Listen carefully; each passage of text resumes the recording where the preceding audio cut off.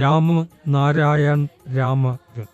സൃഷ്ടിയിൽ ഓരോ ജീവിയും സമാനമായ ശക്തിയോടെ ഈ ജീവലോകത്തേക്ക് വരുന്നു.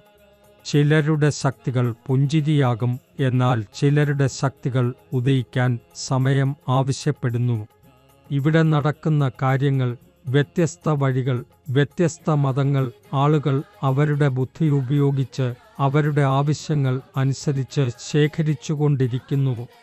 രാജാവ് എന്നു പറയൂ, മന്ത്രിയും ഉള്ളൂ, പ്രസിഡന്റും ഉള്ളൂ. ഇന്നത്തെ എല്ലാ ഭരണരീതികൾ സമൂഹത്തെ രൂപവത്കരിച്ചുകൊണ്ട് സുരക്ഷയെ ശക്തിപ്പെടുത്തുക. സൂത്രകെട്ടിന്റെ ദൃശ്യത്തിൽ പുരോഗതിക്ക് പ്രദർശിപ്പിക്കപ്പെടുന്ന ഏത് ക്രമീകരണങ്ങളും അത് നമ്മുടെ മഹാനായ ശക്തിയുടെ മാത്രം അനുഭവമാണ്. ഇത് പ്രവർത്തിക്കുന്ന രീതിയിൽ ആ നിയമം ഇവിടെ സ്ഥലങ്ങളിൽ നിന്ന് പ്രകാശിക്കപ്പെടുന്നു. ഈ പ്രകാശം ആ മഹാനായ പ്രകാശത്തിൻ്റെ പ്രകാശമാണ്.